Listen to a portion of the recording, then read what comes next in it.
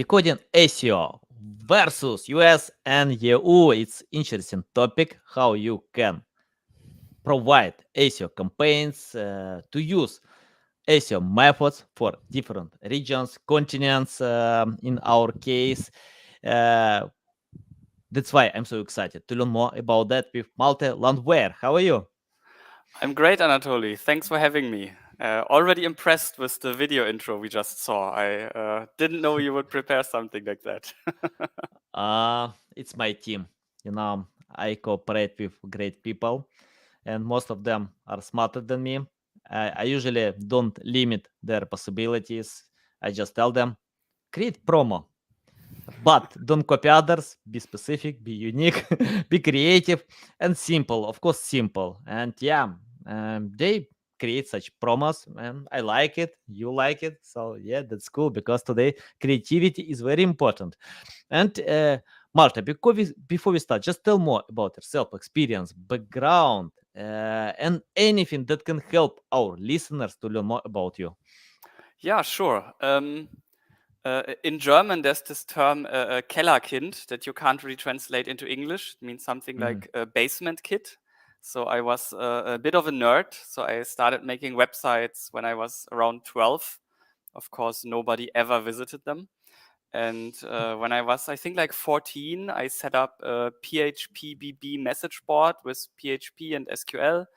And then at some point, people started registering in that message board whom I hadn't told the domain. I was thinking to myself, how does this happen? And then I learned that they came from Google, and I found out about Google and PageRank. And yeah, at some point I thought, oh, I have a website with traffic. Maybe I can make money with this. Put some ads on it, quickly realized me discussing parties and sharing party pictures with my friends is not going to make me any money. So I started creating content around hotels, like short-term rental flats, these kinds of things. And then from there started making more and more websites and went to university, studied computer science with a focus on web crawling, data analytics, machine learning, these kinds of things. Um, uh, Started an SEO agency as a co-founder while I was at university. I learned a lot, had a lot of fun, but it wasn't a successful business. And I would never again start a company with 5 co-founders. It's just too many people. Then I had a short stint in management consulting where I learned how to explain SEO and other concepts in a PowerPoint slide that a CMO can read on their BlackBerry, which was a little requirement. Every slide had to be readable on a BlackBerry. And then I joined Searchmetrics. Back then, it was one of the 3 largest enterprise SEO companies in the US and the largest one in Europe. And yeah, there I learned a lot about SEO in on both continents and saw some patterns. So, for example, when like half of our US clients were talking about a topic and just assumed that it's common knowledge, in Europe, only our top 10 customers were talking about that topic. And then I realized like maybe you can be successful in Europe by looking what's happening in the US. And that's how I got interested in this topic. And that's why I suggested, hey, this could be interesting to talk about. Nice, love it. I like your experience. You remind me my journey. You know when I decided to make my agency one of the leaders in the trade. And what we did, we analyzed uh, successful companies in the US. And after that, we adopted their technologies. Of course, it's I don't think it's a good idea to copy, to replicate, but adapt it. So when you have ideas, when you think how you can adapt to get results, and yeah, we got results. According to Serpstat, I remember we got number 7 ranking position in Ukraine, number 15 in Russia. Then we quit in Russia. We closed our business in Russia because of this war. But anyway, I acquired experience in the US to analyze how it works, and then I decided what I can use. Uh, Wherein we analyzed mentality. People have different mentality. customs, and today we work a lot with Turkish trade, with many different countries, and it's interesting. People are different, yeah, methods are the same, but we need to consider their mentality, because today it's not like to create content for search engines. We need to create content for human being. And Malte, I want to start from the first question. Can you list the main difference between US and UA from your experience? How you can differentiate strategies for American websites and European? Yeah, I mean, the biggest difference I think is the United States is one giant market where most people speak English.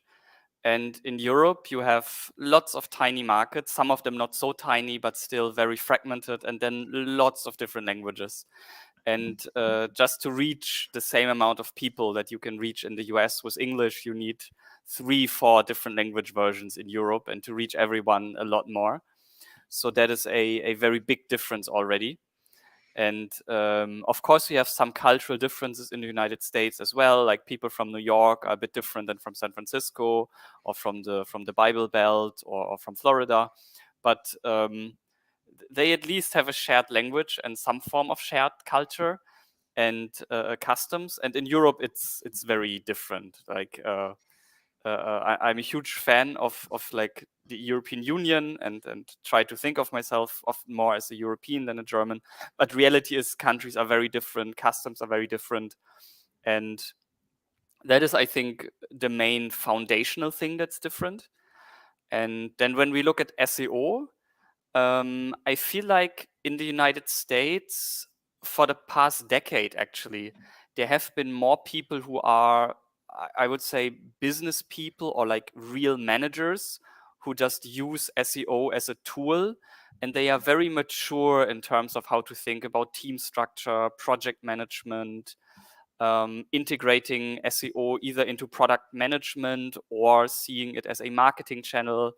And in Europe, I see a lot of more like nerdy technical SEO teams still being very successful.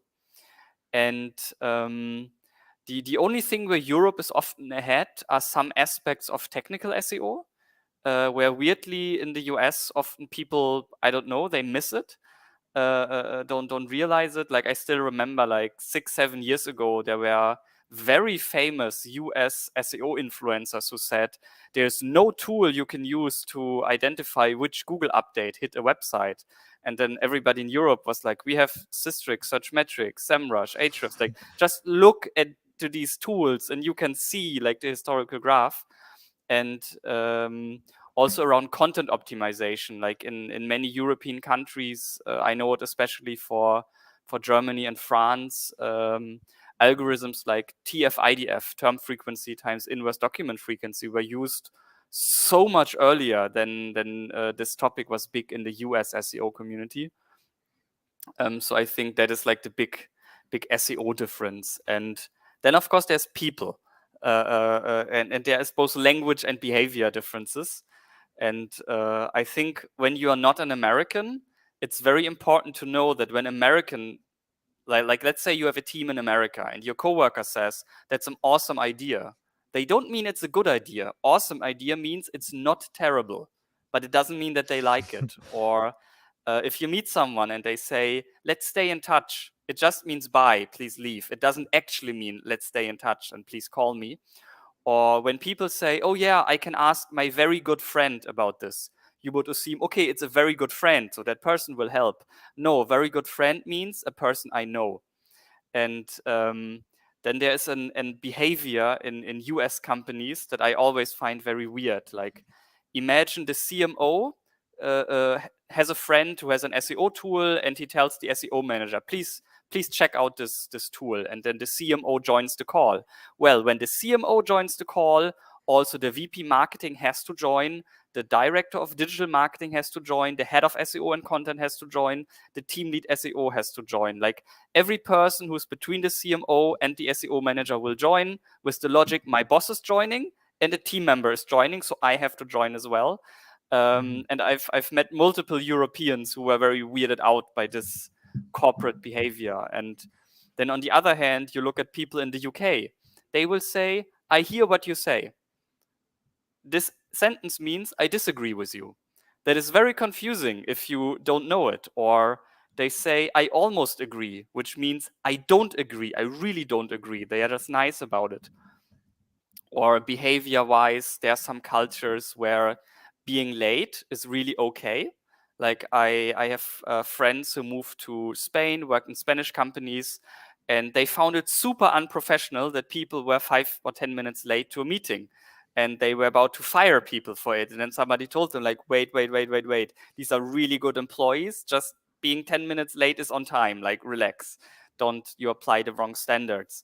And this is just something you really have to deal with, that people behave very differently, which is both relevant for talking correctly to your target audience, but also working with local teams in these markets, because many times when you do SEO in Europe, you will have maybe not an SEO manager for every country, but probably for the larger countries, you will have an SEO or at least a content person.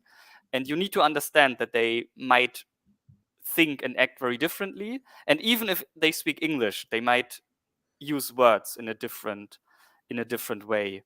And then one big difference that I found very surprising is how agencies are treated. In Europe, when you hire an SEO agency, it's very normal to let them handle the strategy. And in the US, very, very often I've seen it that companies want to do the strategy themselves, and the SEO agency is just doing the fulfillment, like write 100 articles per month on this topic. That's it. Don't tell us about like the general approach. Don't do an audit. This is what we pay you for. And they pay very well. It's still valuable for European agencies to try to get business in the US, but they are treated very differently. And I know a couple of European agencies that went to the US or acquired an agency in the US, and then were quite surprised that people really didn't want to hear them talking about SEO strategy. They wanted to talk them about how well they can write 100 articles per month. And yeah, I think these are the main differences people should be aware of. Yeah, valuable. Love it. Yeah, you share a lot of details, and yeah, I have a bunch of questions. I want to start from question about writing these 100 articles. I mean, like before writing, we need to find who can do it because, for example, 12 years ago, I had a team of writers who wrote about anything, about weight loss, finance, anything. I gave them topics, they wrote, Google ranked. It doesn't matter what kind of content, US, I don't know, Australia, Ukraine, they wrote for any region, for any topic. Then things change many times. I fire this team. Okay, Google helped me to fire this team, pushed me forward. You don't need to have these people. And today I cooperate more with experts who know the topic. For example, if they know and have proven record, for example, right now we are cooperating with people who write for Forbes, Investopedia, Bloomberg, great websites. I can check out their traffic. They have traffic on previous publications. Yeah, we cooperate. But what about considering local, not local SEO, even more like US and Europe? You mentioned many examples.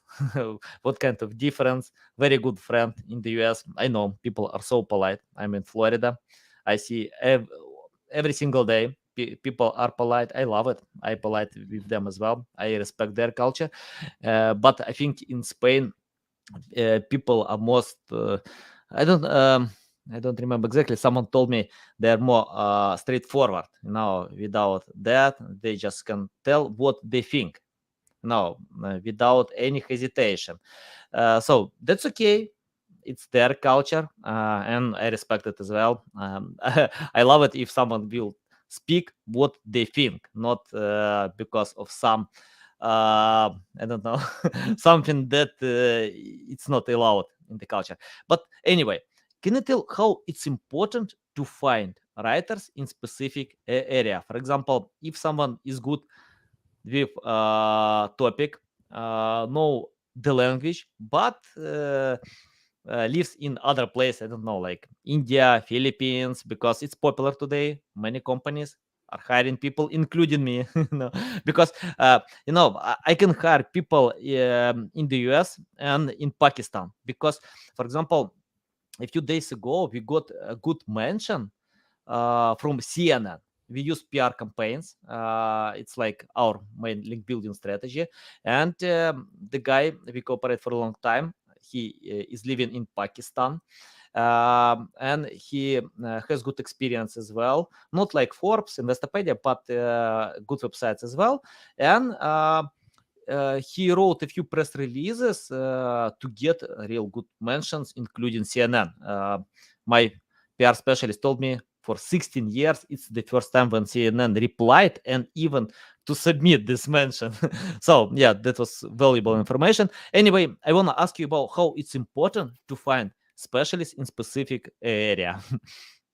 Yeah. I mean, a specialist you always need, right? You mentioned already Yeah. if anybody writes about a topic, and then in terms of like Europe versus the US, I mean, the requirements I think are the same.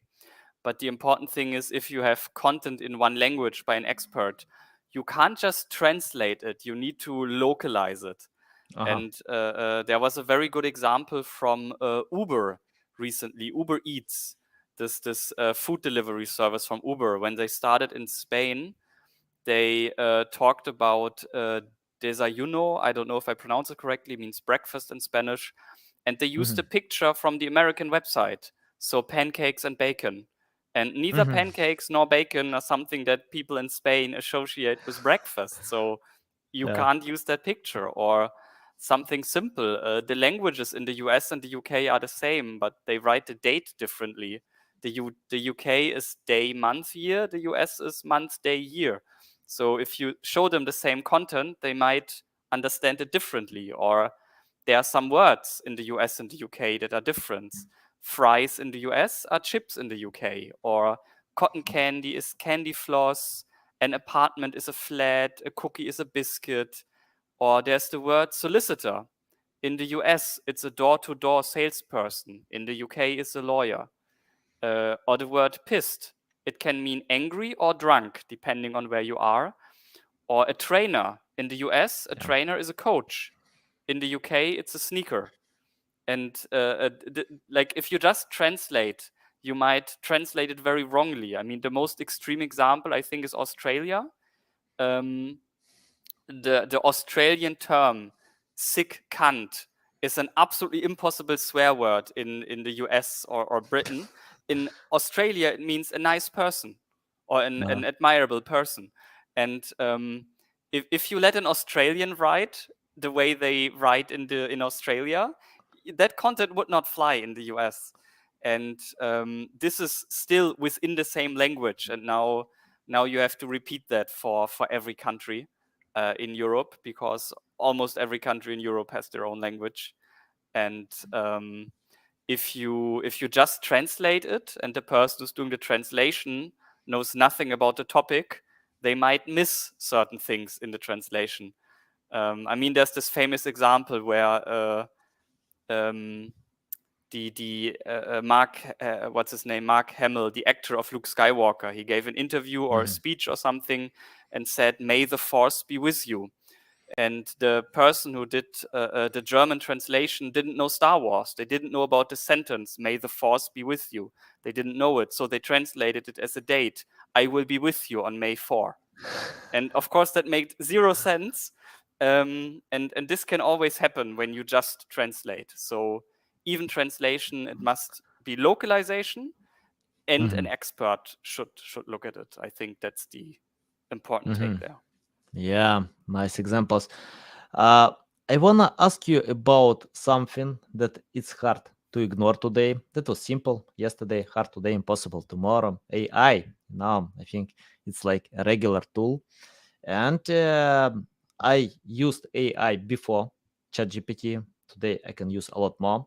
I think that this tool is the number one in my toolkit, because I write a lot, edit, translate, many things I can do with AI. But I wanna ask you about using prompts with translations or localization. For example, if I have the text, valuable text for specific area written by an expert who know the topic, but if I wanna convert this text to other culture, can I do it on AI? For example, if I use prompt like, please adapt this content to Spanish people, uh, use their language or culture. I don't know anything about that. What do you think?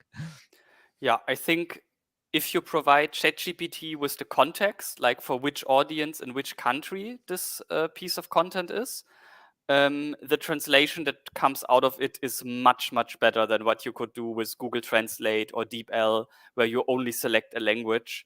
Yeah. And I mean, I've never done it in production. I don't know if there might be some hallucinations coming in from ChatGPT that damage the content quality.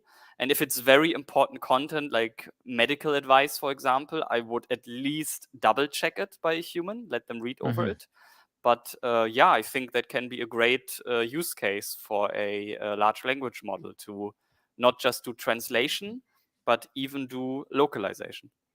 Yeah, you know, we usually we have some landing pages that we translate to plus 30 languages, and we do it on ChatGPT, and after translation from English to other languages, I start from Ukrainian and Russian languages because I can speak them, I can understand. So I read. If I understand everything right, if I can't fix anything, then I go ahead with other languages. So yeah, it works. It works. And a few times I got translations that I can't edit.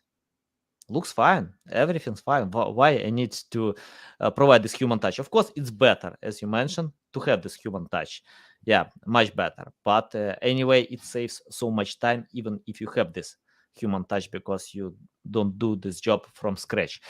uh, Malte, I want to ask you about different regions. You know, for example, okay, Europe, I don't remember how many countries, plus 50 countries, yeah, a lot of countries. And if we are going to create content for all countries to cover all European Union, do we need to create separate domains?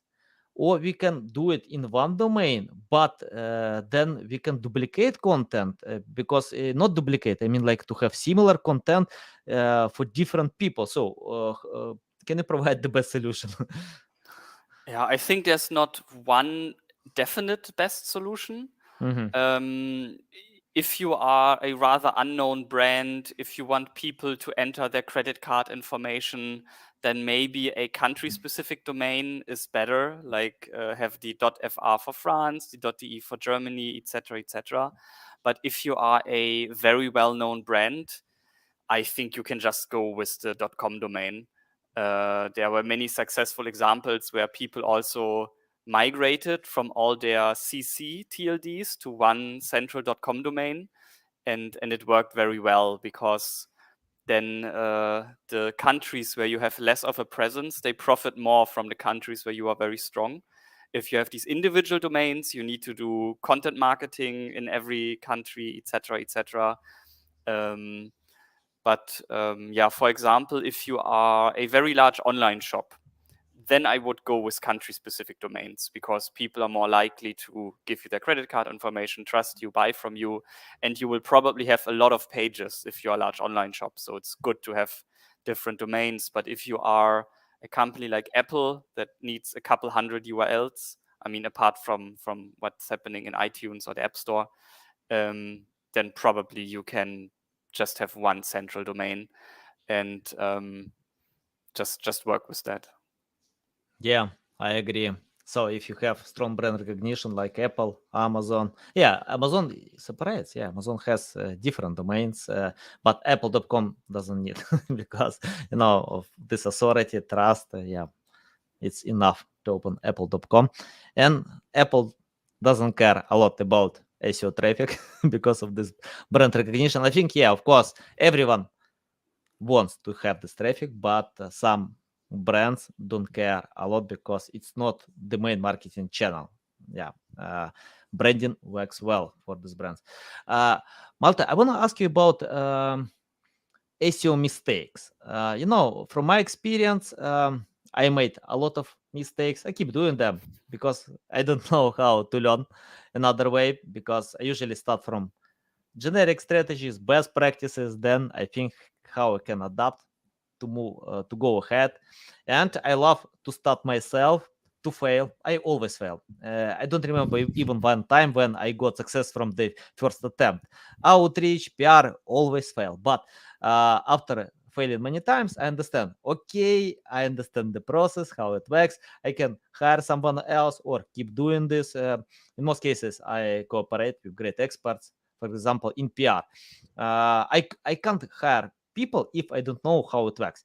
That's why I usually read a lot, learn a lot. Then after experimentation, testing, sending this press releases, I fail. Then I understand. Okay, I need to fix something in my process to hire people who understand how it works, to have this extended experience, and it works.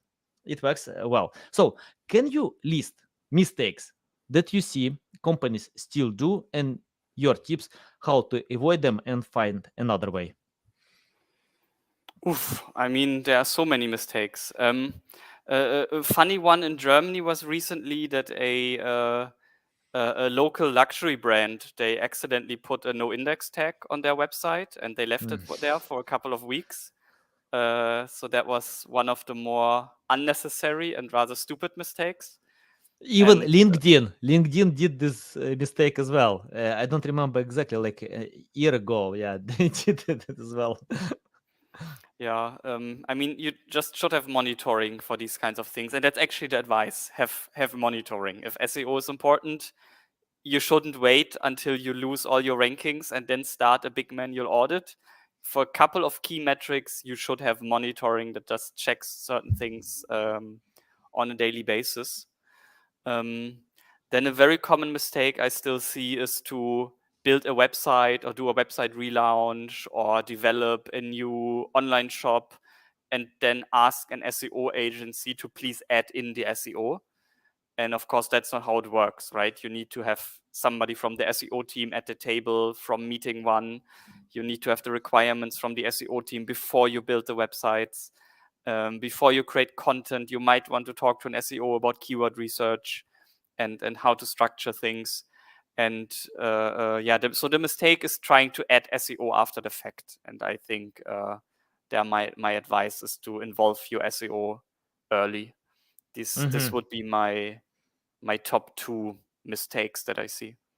Mhm. And what about keyword research? I see when webmasters use tools like Google Keyword Planner, SEMrush, Ahrefs, many great tools we have, Uber suggests, it doesn't matter. Just they use keyword research tools, and what they usually see? They see high volume keywords. If you type any keyword, all tools list high volume keywords first and go down with less volume.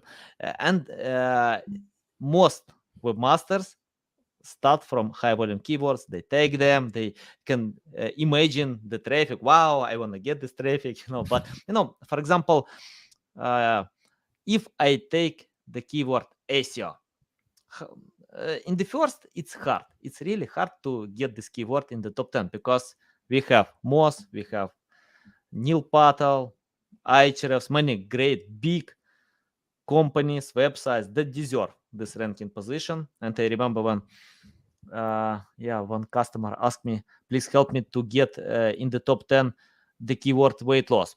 I replied, okay, I can. Show me your website.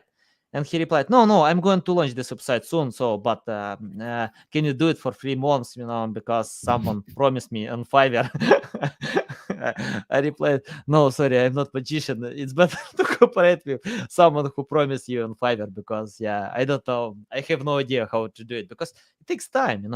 And in the second, even if you have this keyword in the top 10, it doesn't mean that you can sell your products because uh, big companies can allow having this keyword and it can help them like pillar topics because it covers top funnel, but we need bottom funnel where we can sell products. Of course, we can cover customer journey, but I mean, like, it's hard to get these keywords and it doesn't sell. So can you tell how to find the right keyword ideas by using keyword research?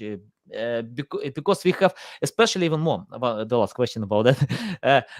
I see when companies list like 1,000 keywords, 10,000 keywords, or if you group them like 100 pages, but they have like one, two copywriters on their teams. I don't know how to create 100 pages at scale, even by using AI. AI can help, but can't increase the speed so fast. So, any tips about creating the right strategy?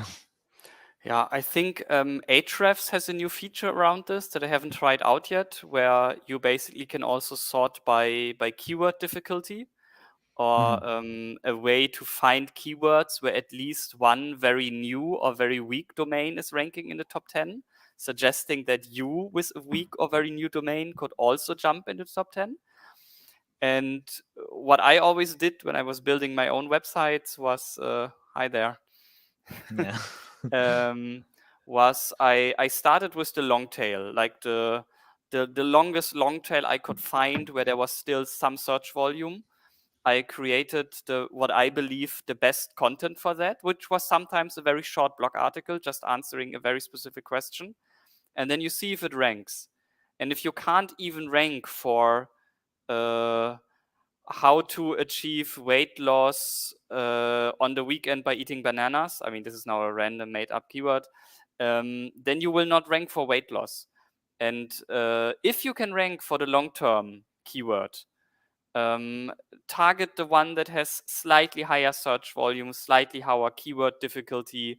See if you can rank for that, and then keep going. And at some point, you hit a ceiling. Like maybe you can rank for like the long tail questions around weight loss, but you can't rank for the keyword weight loss yet, and you probably can't even rank for weight loss women, weight loss men, like some of these like chunky middle keywords, or maybe they are also still in the shorthead.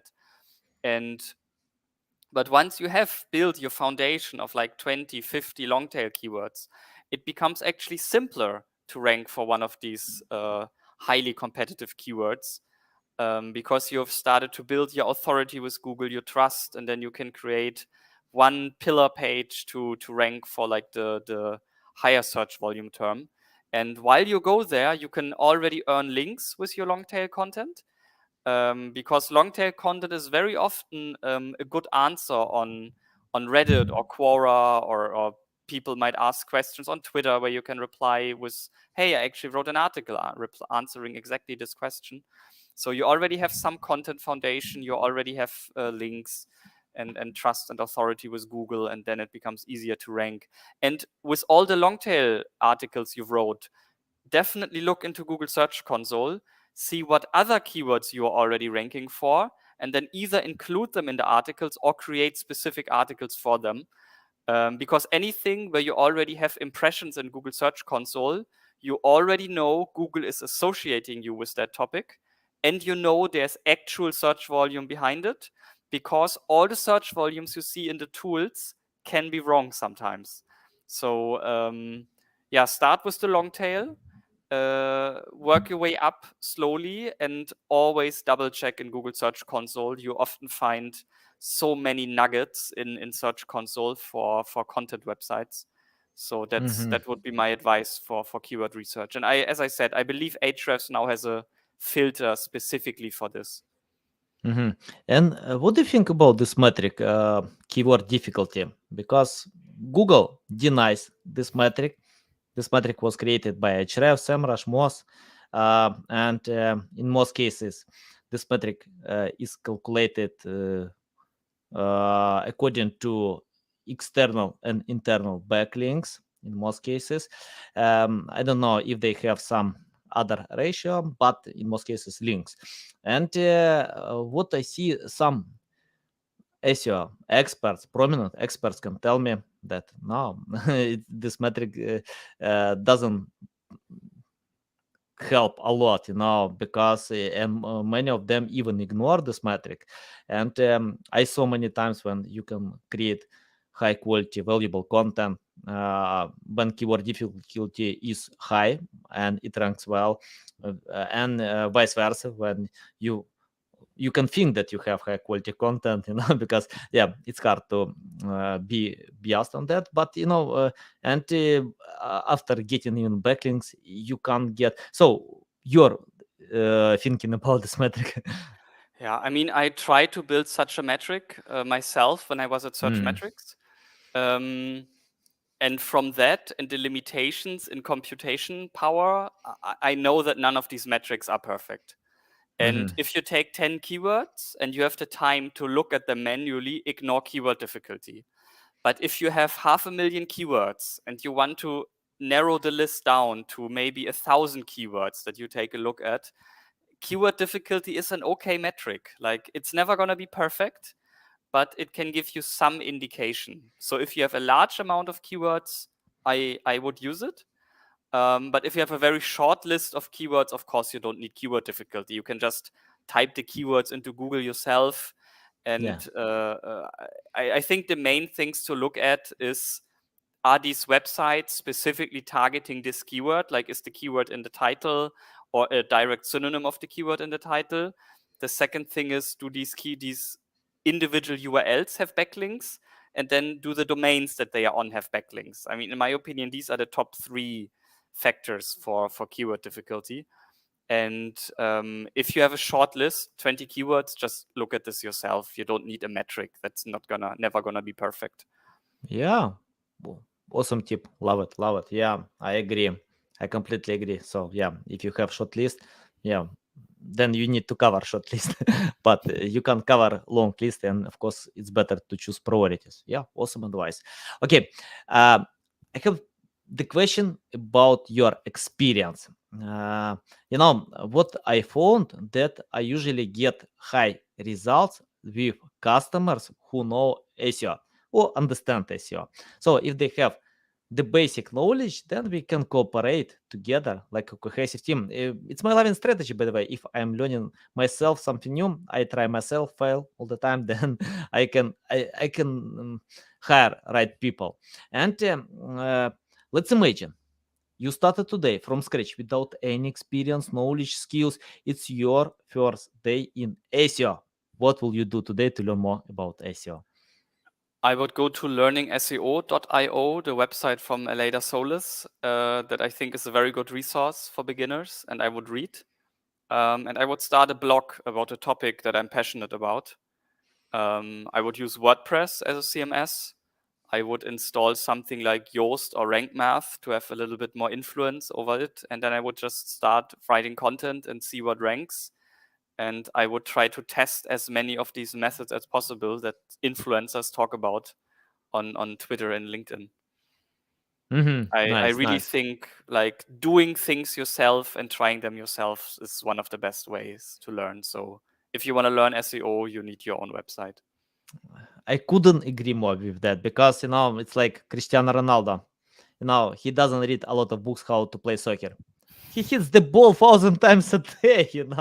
I think you can learn everything, but if you do nothing, you get nothing, and you can get the most skills, but we have this short memory. People usually forget about something new for a few days. I can forget for a few hours. Tell me, I will forget. But if you implement, if you execute, yeah, you can learn through experience. It's much better, less knowledge but more action. And I have the final question about future. Can you take your crystal ball and tell us what kind of future will be? Because we have AI today. Apple will launch this product, augmented reality headset. So yeah, things can change, but how we can adapt to this possible future and your vision about the future? I think there are two big topics. One is AI, and the other is, especially in Europe, regulation. So in Europe, we now have the Digital Services Act, the GDPR, a couple of other things that actually influence how you are allowed to do online marketing, how you are allowed to track users, gather data. Even something like tracking your core web vitals might not be allowed without consent, and that's going to be quite tricky for Europe-based companies. And then with AI, I see two dimensions. One is, of course, the search results. Like if this search generative experience that Google is testing in the US were to roll out everywhere, it could significantly change how people search. It might kill the simple informational queries, just answer them directly. Or a more extreme thing, maybe something like ChatGPT becomes the default interface to the web, right? Right now, most people start their session in the Google search bar. Maybe in the future, it's going to be an AI chat. And that can change everything, how people navigate, how they discover information. And the second dimension of AI is doing SEO. Because in the past, I needed to write a complex regular expression or XPath to extract certain data from a website. Now there are already AI agents where I can say, please find all the product pictures and prices, and then they do it themselves. And I've seen first demos of AI use cases to fix errors live in the content management system. You mentioned yourself content creation, translation, improving content.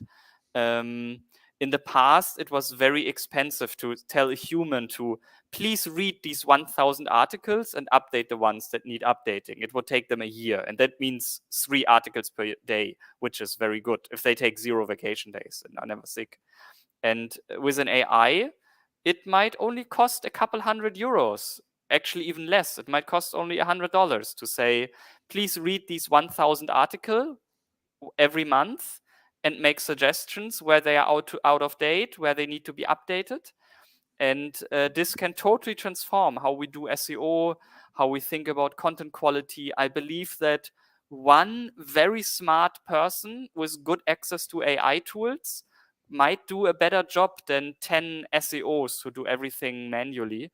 And this is probably we're going to see a couple of very small companies disrupt the market and just build very, very, very good websites, or at least very successful websites, with a very tiny team. And I think we're going to see a huge wave of spam. Like content creation is so incredibly cheap now. I think the internet will be flooded with AI content. There is now a feature in WordPress where everybody who has the WordPress Jetpack add-on, that's from the official WordPress company, Automatic, they have now a button, write content or translate content. So we will see literally hundreds of thousands of AI-generated spam domains, and it's going to be interesting. It's going to reach a point where Google will not be able to crawl every spam website out there. And people will be able to click a button and relaunch a website in a different layout with a slightly different language, with slightly different internal links. It will be crazy times for spammers, I believe. Yeah, interesting prediction, long prediction. I didn't expect that you share a lot of tips. Uh, Malte, it's a big pleasure to get on my show to learn from you. I like all your tips, especially you did it on Friday. I love this day. I have special feeling from school. Today I love Monday as well, but on Friday, this special feeling. And I check out a few studies that if you wanna get more money from your customers, your boss, ask on Friday because people have the special feeling. So, Malta, it's a big pleasure to meet you on Friday, to learn from you. Tell our audience the best way how to keep learning from you, how to reach out to you, how to follow you. If you search for my name on either Twitter or LinkedIn, you can find my profile. Follow me there. I share something like once a week, maybe every 2 weeks. That's the best way to keep up with what I'm doing. Nice, nice. Guys, you can find the link to Twitter, LinkedIn account in the description below. Listen us on Apple, Google, Spotify. Thanks again for your time. Love it. So valuable. Welcome back anytime to share more valuable insights. Guys, you need to follow Malte because you can see a lot of value. Okay, love you. See you. Thanks for having me. Bye.